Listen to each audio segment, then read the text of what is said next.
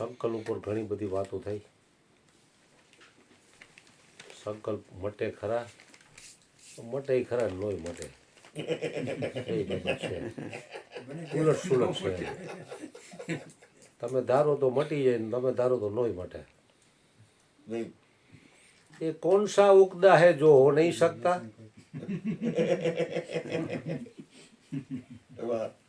ये कौन सा उकदा है जो हो नहीं सकता? छोटा सा कीड़ा पत्थर में घर करे और इंसान होकर दिले दिलबर में घर न करे.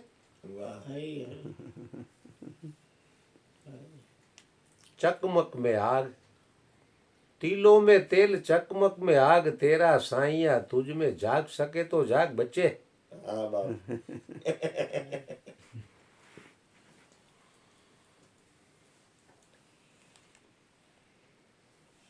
जो श्रेष्ठ होते हैं वो सस्ते नहीं होते, वो सस्ते होते हैं, वो श्रेष्ठ नहीं होते. શ્રેષ્ઠ પરમાત્મા છે તો એ સસ્તો નથી, માથા હાટે માલ છે. સસ્તે હોતે वो શ્રેષ્ઠ નહીં હોતે. જગતની વસ્તુ પાણી ભાવે મળે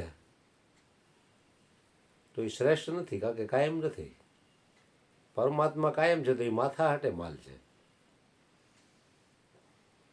જેવી રીતે ધ્રુવને એની અપર માતાએ મેણું માર્યું કે તારા પિતાશ્રીના ખોળામાં બેસવું હોય તો મારી કુખે તારે જન્મ લેવો પડે. સુનીતિનો દીકરો એ.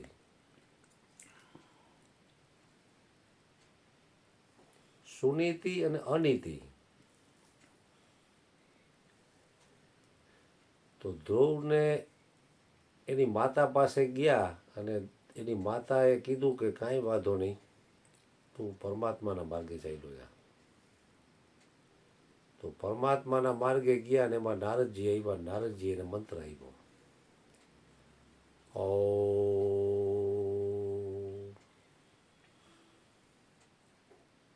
નમો ભગવતે વાસુદેવાય.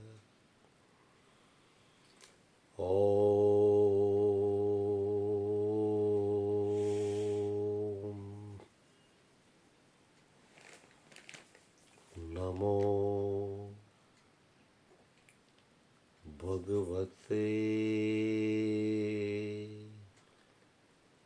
વાસુદેવાય.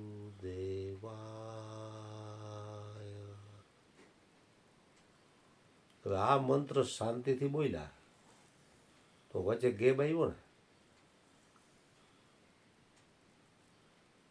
ત્યાં તમારું મન સ્થિર થાય ને તો નિસંકલ્પ અવસ્થા છે. અને એ જ પરમાત્માનું સ્વરૂપ છે ને, એ તમે પોતે છો. હે અર્જુન, મારા એક સંકલ્પથી હું આખા બ્રહ્માંડમાં વ્યાપું છું. આ જે કહે છે ને એ સંકલ્પ છે.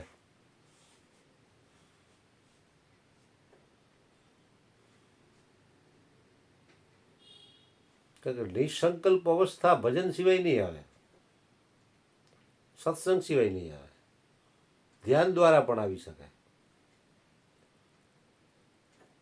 તો ધ્યાનમાં શરીર તન સ્થિર, મન સ્થિર, બુદ્ધિ સ્થિર, નુરત સુરત સ્થિર, તો તમે એમાં સંકલ્પ વિકલ્પથી ઉપર ઉઠી શકો છો.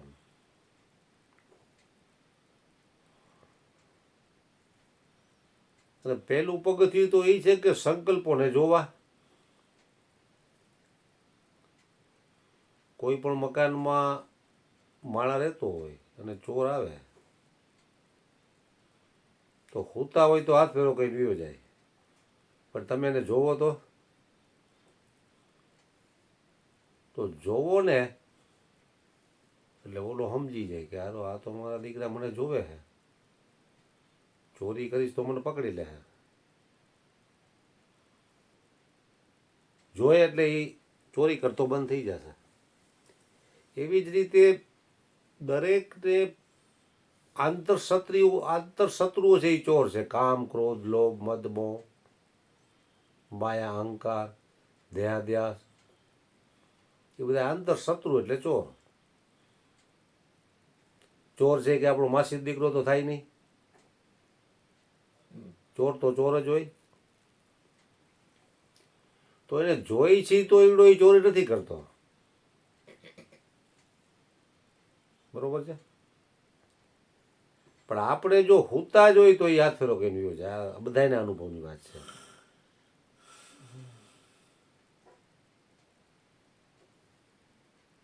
એટલે નિસંકલ્પ અવસ્થા આવી શકે છે.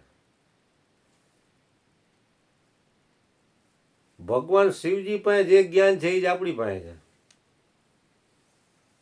શંકર સહજ સ્વરૂપ સંભારા, લાગી સમાધિ અખંડ અપારા. તો શંકર ભગવાનને તો ખાલી સહજ સ્વરૂપની યાદી આવે ત્યાં એને અખંડ સમાધિ, હજારો વર્ષોની સમાધિ લાગી જતી. તો આપણને લાગવી જોઈએ ને.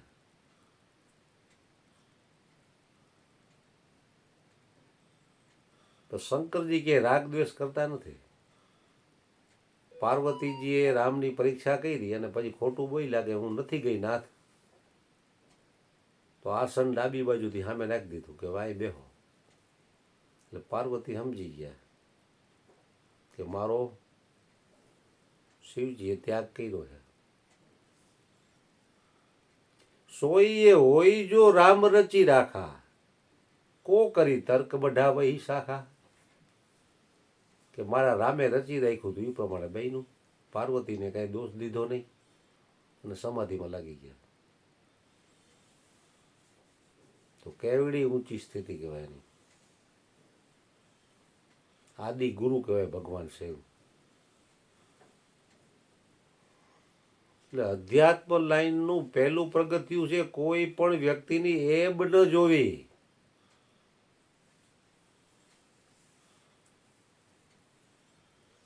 બેટા માનસંગ, તારે જો અધ્યાત્મના માર્ગે ચાલવું હોય તો કોઈની એબ નહીં જોઈ શકાય. નેક ટેક મેં રહેના, કોઈની એબ ન જોતો. અને બીજું, તું ક્યાંય પણ જાતો જો તારા કાને કોઈ ભજનવાણીના શબ્દો પડે ને તો અહીંયા થોડી દેર રોકાઈ જવું. આ તને બચાવશે. ટેકવાળાને અટક આવે, પામરના કેવાથી દિલ નો ડગાવે. કારણ કે ટેક લીધો ને અટક આવશે. ટેક તોડાવવાળા ઊભા થાય. કારણ કે તમે ટેક લીધી ને, તમે લીધી એટલે તોડાવવાળા ઊભા થાય. પણ સહેજે સહેજે છૂટી જાય ને તેમાં તોડાવવાળા ઊભા નહીં થાય. તમે લીધી એટલે ભેગો અહંકાર ભેડો એટલે તોડાવવાળા આવશે. અમુક વસ્તુ સહેજે સહેજે છૂટતી હોય. આપણું જો ધ્યાન હોય તો આપણને ખ્યાલમાં આવે.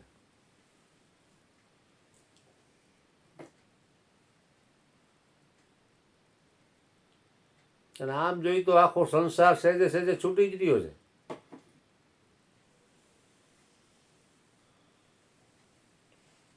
ગઈકાલે જેટલા સત્સંગમાં હતા એટલે આજે છે. આજે આપણે આ રીતે વાતો કરી છે. કાલની ખબર છે, એક એક સેકન્ડ ભૂતકાળ બનતી ગઈ છે. ભૂતકાળ, વર્તમાન અને ભવિષ્ય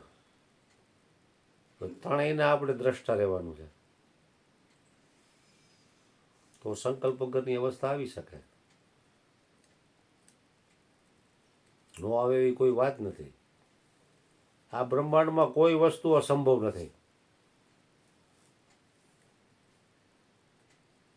બધું સંભવ છે. પણ આપણે જ આપણા પગ ઉપર કુવાડો મારીને કઈ કઈ તો બાપજી કરીએ કે અમારું કામ નહીં હો. એટલે પગ ઉપર કુવાડો માર્યો મેં. એટલે બાપજીને 5 ભૂતનું શરીર છે ને એ ખાઈ પીએ છે, હુવે છે. અને તું એ 5 ભૂતનું શરીરને ખાઈ પીને હુવે તો એના મન તારામાં ફેર શું? શરીરે એક હરખું, બેની અંદર પરમાત્મા એક જ છે. એ જુદું જુદું હોય તો આપણે એમ થાય કે હલો મયુર બાપુમાં ઊંચા મહિલો ભગવાન છે એટલે એ કરીએ કે આપણે ન થાય.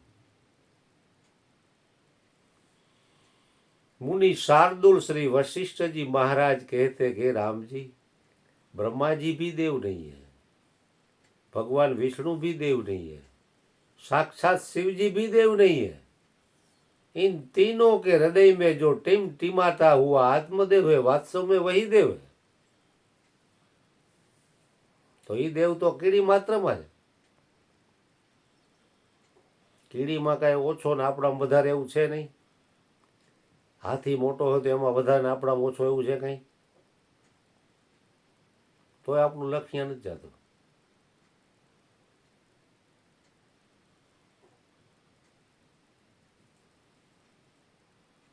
એટલે श्रेष्ठ होता है वो सस्ता नहीं होता, जो सस्ता होता है वो श्रेष्ठ नहीं होता। એટલે श्रेष्ठમાં श्रेष्ठ जो परमात्मा है, उसी में मन को मिटा देना ही सर्वोपरि भक्ति है। बाकी सब बेवकूफ़ी है।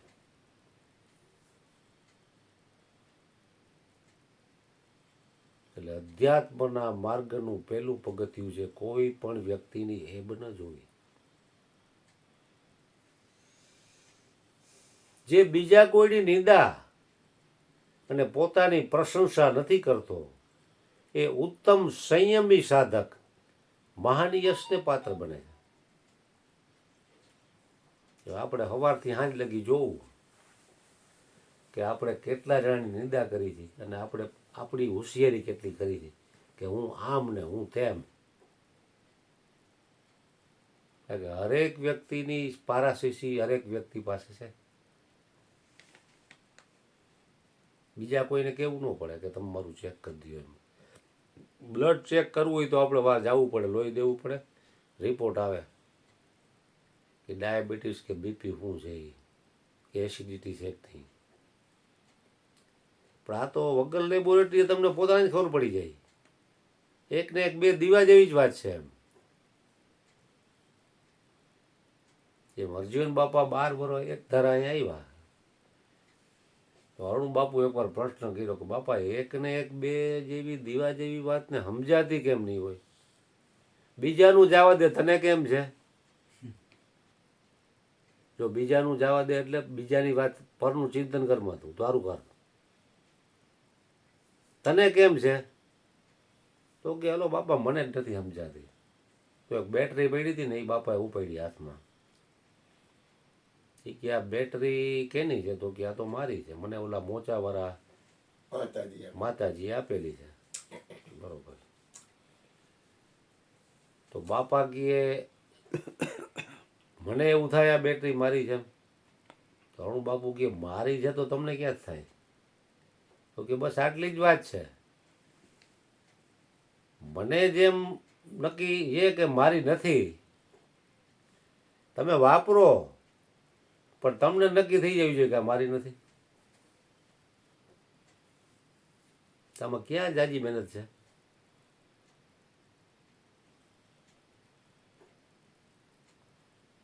ગુરુએ તન મન ધન જ્ઞાન ગંગામાં જબોડીને આપ્યું તો કે આને તમે વાપરો પણ તમે તમારું ન માનતા. તમારું માનશો એટલે રાગ દ્વેષ થાય, મારું તારું થાય.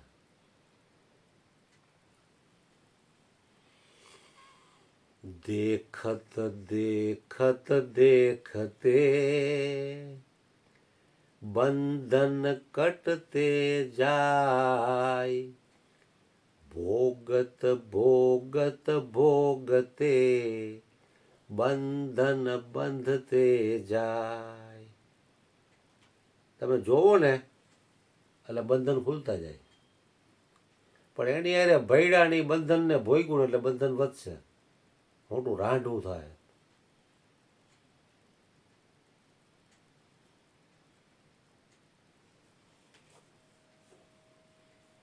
जितना गहरा राग है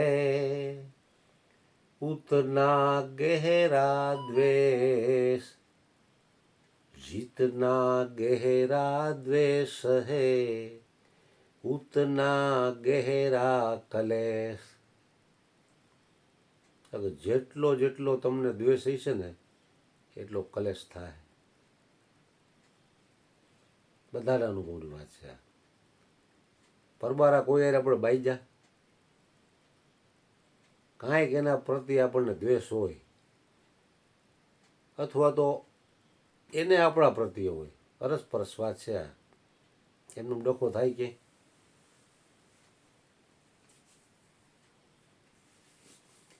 ઘણી વખત કોકનું ખૂન થઈ જાય ને તો એનો છોકરો રહ્યો ને એ એના હૃદયમાં કોતરાઈ જાય કે મારા બાપનું ખૂન કરીને જો બદલો લઈશ અને રાતની ચેનનો એના અંદર હોળી હરકતી હોય પણ 20 વર્ષ પછી એ છોકરો જુવાન થઈ જાય એટલે એ જેના એના બાપનો જે ખૂનીને એનું ખૂન કરી નાખે ત્યાં એને શાંતિ મળે તો એ લોઢામાં લીટું થયું પણ મહાપુરુષોનો જે ક્રોધ છે ને એ પાણીમાં લીટું છે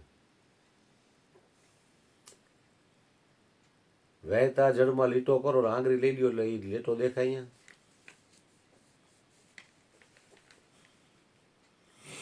મધ્યમ વર્ગના લોકોનો ક્રોધ થયો ને એ રેતીમાં લીટો સમુદ્ર કિનારે રેતી હોય એમાં તમે લીટો કરો તો અવરાવરા બે પવનના ઝાપટા આવે ને એટલે એમાં રેતી પાછી ભરાઈ જાય ખબર ન પડે ક્યાં લીટો કીધો હતી પણ બદલો લેવાની જે ભાવના છે ને એ ક્રોધ લોઢામાં લીટો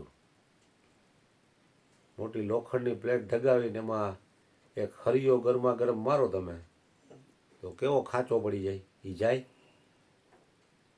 હજારો વર્ષો હોય જાય તો એ ખાંચો રહે લોઢું હળી જાય તો એ ખાંચો ન જાય માણા કે ને કાને વડ એવો છે ને કે સીધી બરી જાય પણ વડ ન જાય લ્યો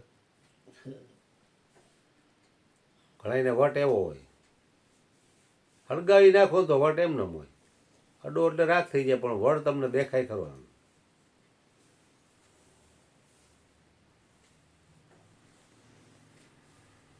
એટલે મહાપુરુષો તો શું છે કે કહેવાનું હતું એ બધું કહી દીધું છે હવે એ પ્રમાણે જીવન બનાવવાની વાત છે તો જીવન બનાવવાનું તો એક બાજુ રહ્યું કહેવાનું હતું એ કીધું એ આપણને યાદ નથી રહેતું લ્યો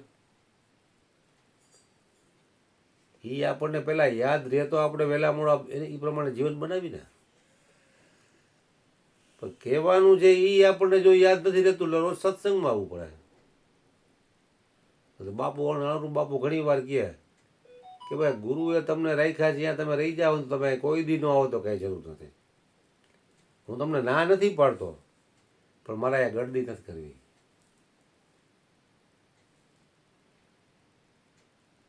ગુરુએ તમને જે બનાવ્યા છે એ તમે બની જાઓ તો તમે જ્યાં છો ત્યાં પરમાત્મા છે તમે જે કાંઈ બોલો એ સત્સંગ થઈ જાય જે કાંઈ ગાવ એ વાણી થઈ જાય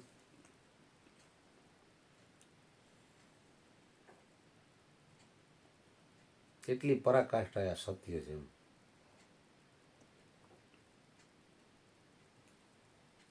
પણ એની યાદી કરવા માટે આપણે ભેગા થઈ છે મહાપુરુષોને નક્કી તો થઈ ગયો છે પણ યાદી તો આબાદી ને ભૂલ્યા તો બરબાદી ગંગા સતીએ પણ કીધું કે ભાડીને ગયા હો તો તમે તરપત ન થશો કે આ ટોટકાર આવી ગયો અમારે કાંઈ કરવાનું ન રહ્યું તો પાછા લપટી લાવશો હેઠા ભાડીને ગયા હો તો તમે તરપત ન થશો ને કાયમ રાખજો નવો ઉલ્લાસ એટલે હરેક મહાપુરુષોએ જીવનના છેલ્લા શ્વાસ સુધી સત્સંગ જ છોડ્યો સત્સંગથી 2 ઘડીમાં મુક્તિ વેદ પૂરે છે જેની શાખા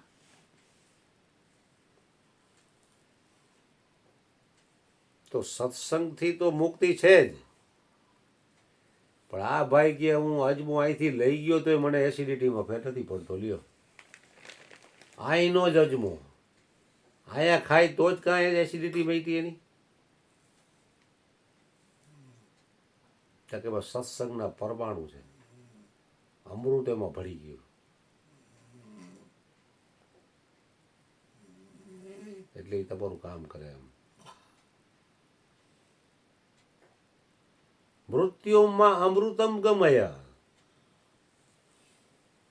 તમસોમાં જ્યોતિર્ગમય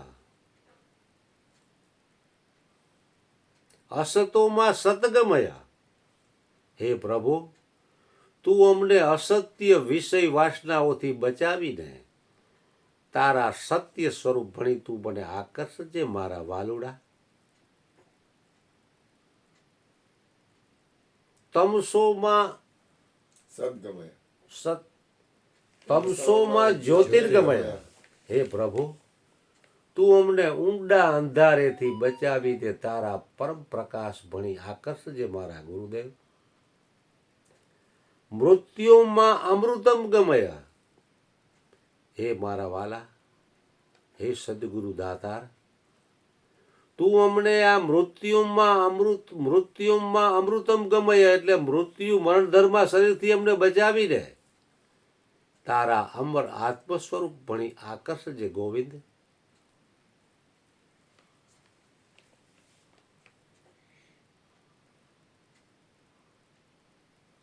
એટલે સદગુરુ મહારાજને હૃદયથી પ્રાર્થના કરીએ આપણે સાથે મળીને કે તમે અમને જે અમારું અમર આત્મ સ્વરૂપની જે ઓળખાણ કરાવી છે, તમારા ચરણે જેટલા આવ્યા એટલા બધાને કરાવેલી છે. એટલે રૂબરૂ જે લોકો સત્સંગનો લાભ લેતા હોય અથવા યુટ્યુબમાંથી પણ જે વાલુડા ગુરુ ભક્તો સાંભળતા હોય એ બધા પોતપોતાના સદગુરુ દાતારને હૃદયથી પ્રાર્થના કરે કે અમે અમારા આત્મ સ્વરૂપથી રતિ ભાર પણ હટીએ નહીં અને અમારા સંગમાં જે કોઈ આવે એને આત્મ સ્વરૂપનો રસ અમે ચખાડી શકીએ એવી તમે અમારી ઉપર કરુણાવરણા કરો. સતગુરુ મહારાજની જય છે. બાર બાર